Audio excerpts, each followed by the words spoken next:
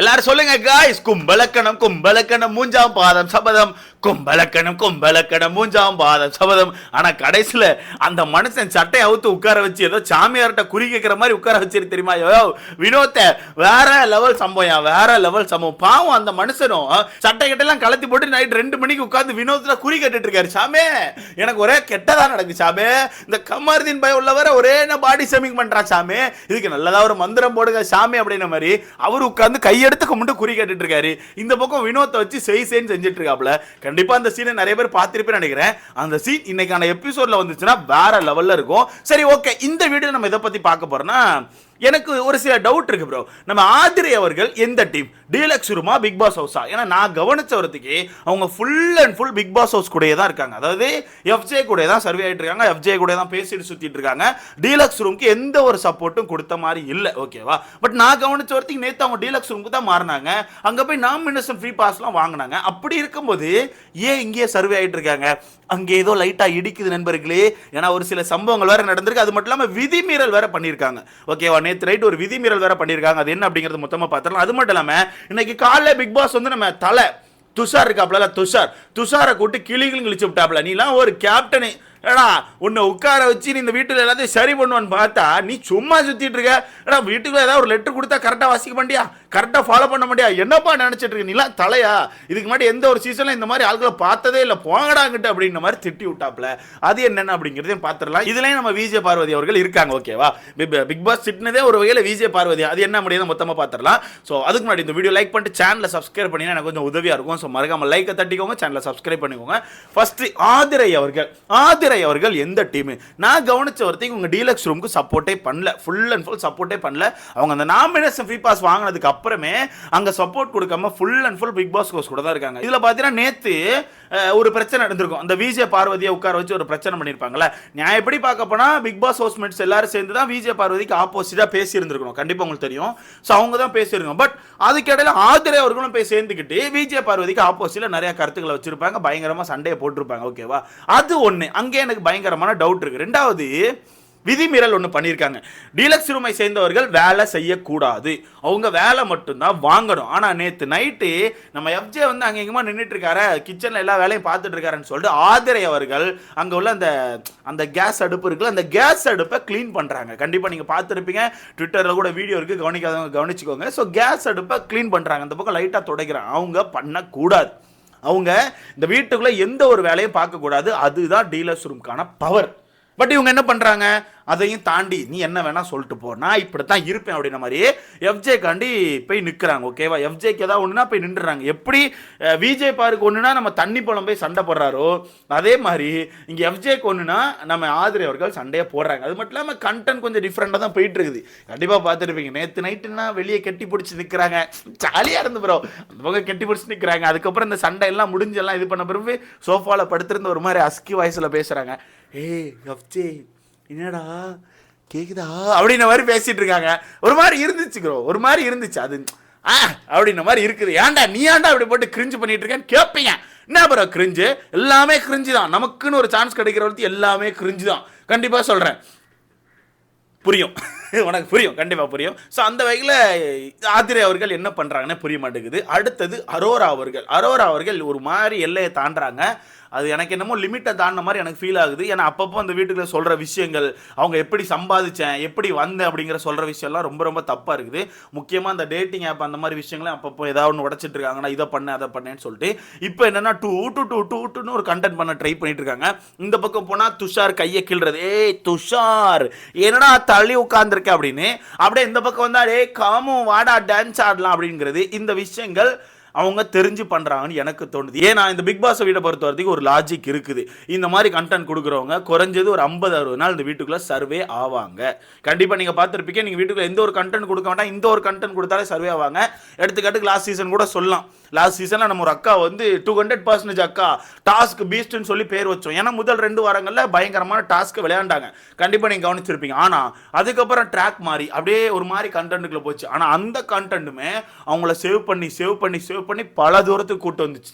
கண்டிப்பா பார்த்துருப்பீங்க. பல நாட்கள் இந்த வீட்டுக்குள்ள இருந்தாங்க. அதை தான் சொல்றேன். ஸோ இந்த கண்டென்ட்டும் இந்த வீட்டுக்குள்ள ஒரு சில பேரை சேவ் பண்ணும். ஸோ எனக்கு தெரிஞ்சு நம்ம அரோரா அவர்கள் அந்த கண்டென்ட்டை தான் கையில் எடுத்திருக்காங்கன்னு எனக்கு தோணுது. ஏன்னா மாற்றி மாற்றி அவங்க பேசுறது உட்கார்ந்து பண்ணுற விஷயங்கள்லாம் எனக்கு என்னமோ அப்படி தான் ஃபீல் ஆகுது. இதை பற்றி உங்களுக்கான கருத்து என்ன அப்படிங்கிறது எனக்கு சொல்லுங்க. என்ன கேட்டால் எப்படி நம்ம திவாகரை வந்து இல்லை இந்த மாதிரி ஆட்களை ப்ரொமோட் பண்ணக்கூடாது ஒரு பேட் எக்ஸாம்பிள்னு சொல்கிறோமோ அதே மாதிரி தான் அரோரா. என்னோட இதுன்னு சொல்கிறேன். அதே மாதிரி தான் அரோரா எப்படி மேலே வந்தாங்க, என்ன மாதிரி வீடியோஸ் போட்டாங்க, எல்லா விஷயங்களும் நம்மளுக்கு தெரியும். ஸோ அதனால் என்னை பொறுத்தவரைக்கும் இவங்களும் ஒரு பேட் எக்ஸாம்பிள் தான். வெளியே தூக்கி போடுறது ரொம்ப நல்லது. ஏன்னா வீட்டுக்குள்ளே ஒரு சில பேர் மாட்டிப்பாங்க. முக்கியமாக துஷார், அவனுக்கான கேம் நல்லா தான் இருக்குது, ஓரளவு ஓகேவா பேசிகிட்டு இருக்கான். பட் இங்கே ட்ராக் மாறிட்டுனா துஷார் காலி, அவ்வளோதான், அவுட் ஆயிரும், ஒன்றுத்துக்கு ஆகாமல் போயிடுவான். ஸோ வெயிட் பண்ணி பார்க்கலாம். அடுத்தது பிக் பாஸ் வந்து வீட்டுக்குள்ள சின்னதாக ஒரு வார்னிங் கொடுத்தாப்புல, யாருக்கு, நம்ம தலைக்கு. ஏன்னா பிக் பாஸ் ஒரு 2-3 நாளாக தொடர்ந்து சொல்லிட்டே இருக்காங்க, அந்த மைக்கில் வந்து எதையும் மாட்டாதீங்க, மைக்கில் வந்து அந்த இது இருக்குல்ல அந்த பாக்ஸில் வந்து எதையும் வைக்காதீங்க, எதையும் மாட்டாதீங்க, அந்த கேப்சூலில் வந்து எதுவும் உரசாமல் பார்த்துக்கோங்கன்னு சொல்லிட்டு பிக் பாஸ் பல முறை சொல்லியிருக்காரு. பட் இவங்களை பொறுத்தவரைக்கு அந்த மைக்கை ஒரு மைக்காகவே மதிக்கிறது இல்லை, ஒரு அதான் மதிக்கிறாங்க. ஓகேவா? ஏன்னா சும்மா இப்படி தூக்கி போட்டுக்கிறாங்க, இல்லை இப்படி தூக்கி போட்டுக்கிறாங்க, அந்த இதில் என்னத்தலாமோ மாட்டி வச்சுக்கிறது, கையில் மாட்டுறதுக்கு பேஜை கொடுத்துருக்காங்க, பேஜை கொண்டு அதில் மாட்டி வைக்கிறது. ஓகேவா? இன்னைக்கு நீங்கள் லைவ் பார்த்தீங்கன்னா தெரியும், பிக் பாஸ் சொல்கிறாரு, இல்லைப்பா அந்த பாக்ஸில் ஏன்ப்பா எல்லாத்தையும் வைக்கிறீங்க, அதில் வைக்கக்கூடாதுன்னு சொல்லியிருக்கலாப்பான்னு சொல்லிட்டு தலைக்கிட்ட திட்டிட்டு இருக்காரு. திட்டும் போது கேமரா அப்படியே திருப்புறாங்க. பார்த்தா அந்த பக்கம் நம்ம விஜய் பார்வதி அந்த மைக்கோட அந்த இது இருக்குல்ல பாக்ஸ், அந்த பாக்ஸில் அவங்களோட பேஜை மாட்டி வச்சிருக்காங்க, ஹேர் பேண்டை மாட்டி வச்சிருக்காங்க, எல்லாமே அதில் தான் மாட்டி வச்சிருக்காங்க. ஸோ இவங்களுக்கே தெரியும், இவங்க இண்டஸ்ட்ரியில் தான் இருக்காங்க, இவங்க நல்லாவே தெரியும் அதுலேருந்து சின்ன மைல் கேபிள் தான் போகும். ஓகேவா? சின்னதாக பாதிக்கப்பட்டாலும் பெரிய லெவலில் அவங்க செலவு பண்ண வேண்டியிருக்கும். ஆல்ரெடி இவங்க அப்பப்போ தண்ணியை ஊற்றி விட்டுறாங்க, இல்லை உட்காரம்பு டம்மு டிம்முன்னு அடிக்கிறதுல அப்பப்போ மைக் ரிப்பேர் ஆகிட்டே இருக்கும். அதை ரிப்பேர் பண்ணி நிறைய நேரங்கள் அனுப்பிட்டே இருக்காங்க. ஓகேவா? ஸோ அதனால பிக் பாஸ் வெறுப்பாகி இதுக்கு முன்னாடி எந்த ஒரு சீசனும் அப்படி நடந்ததே இல்லை. உங்ககிட்ட மட்டும் தான் நான் சொல்லிக்கிட்டே இருக்கேன்.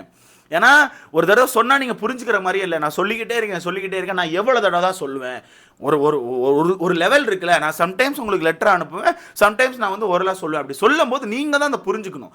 புரிஞ்சிக்காமல் நீங்கள் அதை தொடர்ந்து பண்ணிகிட்டே இருந்தீங்கன்னா என்ன பண்ண முடியும்? உங்களுக்காண்டி வெளியே பலாயிரம் பேர் ஒர்க் பண்ணுறாங்க.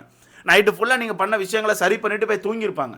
ஸோ அப்படி தூங்கும்போது திருப்பி நீங்கள் காலையில் அந்த விஷயத்தை திருப்பி உடைச்சாலோ இல்லை ஏதாவது டேமேஜ் பண்ணாலோ திரும்ப உட்காந்து பண்ணுறதுக்கு எப்படி கஷ்டம் தானே? அப்படி யோசிச்சுக்கோங்க. அதனால் அதை கரெக்டாக கேர்ஃபுல்லாக கவனிச்சுக்கோங்கன்னு சொல்லிட்டு பயங்கரமாக நம்ம தலையை திட்டிட்டு போயிருக்காரு. ஸோ தலைக்கிட்ட இன்னொரு அட்வைஸும் கொடுத்துருக்காங்க, அது தலைக்கு புரியுதான்னு தெரில. ரொம்ப தெளிவாக பிக் பாஸ் சொல்லிட்டு போயிருக்காரு, நீங்கள் இந்த வீட்டோட தலை. எப்படி? நீங்கள் இந்த வீட்டோட தலை, இந்த வீட்டில் என்ன நடந்தாலும் அது நீங்கள் தான் பார்த்துக்கணும், இந்த வீட்டுக்கு மொத்த பொறுப்பு நீங்கள் தான், இந்த வீட்டை மொத்தமாக நீங்கள் தான் மேனேஜ் பண்ணணும் அப்படிங்கிற விஷயத்தை சொல்லிட்டு போயிட்டாங்க. இதை பிக் பாஸ் எதை குறித்து சொல்கிறாருன்னா, இந்த வீட்டில் யாராவது எதாவது பண்ணுறாங்களா அதை நீ தட்டி கேட்கலாம், அதுக்கு நீ பனிஷ்மெண்ட் கொடுக்கலாம், அதுக்கு உனக்கு ரைட்ஸ் இருக்குது, அதை தான் பிக் பாஸ் சொல்லிட்டு போகிறாரு. பட் இவங்களுக்கு ஓப்பனாக சொன்னாலே புரியாது, இப்படி மறைமுகமாக சொன்னால் மட்டும் அவருக்கு என்ன புரியவா போகுது? நம்ம தலைக்கு வாய்ப்பே இல்லை. இதுக்கு முன்னாடி சீசன் வந்த கேப்டன்ஸ் எல்லாம் ஒரு சில கேப்டன்ஸ் மட்டும் தான் மக்கா இருப்பாங்க. இங்கே வார கேப்டனே ஒரு மாதிரி தள்ளாடுறாப்புல, கேப்டன் இருக்கிறது வேஸ்ட், இல்லாமல் இருக்கிறது வேஸ்ட் அப்படின்ற மாதிரி தான் இருக்குது. ஸோ பார்க்கலாம் துஷார் போக போக என்ன பண்ணுவார் அப்படிங்கிறத வெயிட் பண்ணி பார்க்கலாம். நீங்கள் சொல்லுங்கள் காய்ஸ், ஆதிரை அவர்கள் என்ன பண்ணுறாங்க? எனக்கு அது புரியல. அது நான் ஒரு கண்டென்ட்டாக கேட்குறேன் காய்ஸ், உங்கள் இந்த வீட்டுக்குள்ள ஒரு சில விஷயங்கள் பண்ணுறதுனால கண்டென்ட்டாக கேட்குறேன், என்ன பண்ணுறாங்க, என்ன மாதிரி இது கண்டென்ட்டாக போயிட்டு இருக்குது, வரப்போகிற நாட்களில் என்ன கண்டென்ட் எதிர்பார்க்கலாம்? ஏன்னா இந்த மாஸ்க் டாஸ்க் இருக்குல்ல, அந்த மாஸ்க் டாஸ்க்லேயே அந்த ப்ரொமோவில் கவனிச்சிங்கன்னா நம்ம ஆதிரை அவர்கள் தான் நம்ம எஃப்ஜேக்கான மாஸ்க்கை கொண்டு போய் அங்கே வைக்கிறாங்க. ஸோ அவங்க கூட்டணி போட்டுக்கிட்டாங்க. ஓகேவா? இன்னைக்கு காலைல கூட லைவ்ல ஒன்று கவனிச்சிருக்கலாம், வெளியே வந்து நம்ம விக்ரம் அவர்கள் வந்து லாஃபிங் தெரப்பி கொடுக்கேன்னு சொல்லிட்டு ஒன்று ஸ்டார்ட் பண்ணாப்புல, அது பிக் பாஸ் தான் சொன்னாங்க. அப்படி சொல்லும் போது எல்லாரும் வாங்க வாங்க அப்படிங்கும்போது எஃப்ஜே மட்டும் உட்கார்ந்துருக்காரு வாண்டடா. அப்போ நம்ம ஆதிரை அவர்கள் என்ன பண்ணுறாங்கன்னா கால் ரெண்டையும் பிடிச்சி பிக் பாஸ் வீட்டுலேருந்து தரன்னு இழுத்துட்டு வராங்களா, அப்படியே உங்களோட காதலை அப்படி காட்டுறாங்களாம் காய்ஸ், அப்படி காட்டுறாங்களாம். ஸோ பார்க்கலாம் எப்படி போகுது, என்ன மாதிரி போகுது, எங்கே போய் முட்டுது, எப்படியா ஒரு இடத்துல முட்டணும்ல, இந்த வீட்டுக்கு எங்கேயாவது ஒரு இடத்துல கண்டிப்பாக முட்டை தான் செய்யும் அது. ஸோ முட்டுற டைம் பார்த்துக்கலாம் எப்படி இருக்குன்னு சொல்லிட்டு. பட் சீசன் 7 மாதிரியே ரிட்டன் ஆகுது, டாஸ்க்கும் எல்லாமே அப்படியே தான் இருக்குது, வீடுமே அப்படி தான் பிரித்து விட்ருக்காங்க, உள்ளே நடக்கிற கண்டென்ட்டும் அப்படியே தான் இருக்குது. சீசன் 7லேயும் ஒரு கண்ணாடி முத்தம் இருந்துச்சு, இங்கேருந்து ஒரு கண்ணாடி முத்தம் வந்துச்சு, நேற்று இங்கேயும் ஒரு கண்ணாடி முத்தம், இங்கேயும் ஒரு ரேப்பர் இருக்கார், அங்கேயும் ஒரு ரேப்பர் இருந்தார், நிறைய விஷயங்கள் சீசன் 7 கூட லிங்க் ஆகுது. அப்போது இந்த சீசன்லேயும் ஒரு விஜே தான் வின் பண்ண போகிறாங்க. கரெக்டா இல்லையா? கரெக்டு தானே? அங்கேயும் ஒரு விஜே தான் வின் பண்ணாங்க, ஒரு பொண்ணு தான் வின் பண்ணாங்க, இங்கேயும் ஒரு விஜே தான் வின் பண்ண போகிறாங்க. அது ஒரு பொண்ணாக கூட இருக்கலாம், பார்க்கலாம். ஆனால் அங்கே ஒரு ஒயில்ட் கார்டு வின் பண்ணாங்க. அங்கே ஆக்சுவலாக அர்ச்சனா அவர்கள் ஒயில்ட் கார்டாக போனாங்களோ, எப்படி ஒயில்ட் கார்டாக தானே போனாங்க, ஒயில்ட் கார்டு தான் நினைக்கிறேன். பார்க்கலாம், இங்கேயும் ஒயில்ட் கார்டாக யாராவது வந்து வின் பண்ணுவாங்கன்னு நினைக்கிறேன். வெயிட் பண்ணி பார்க்கலாம்.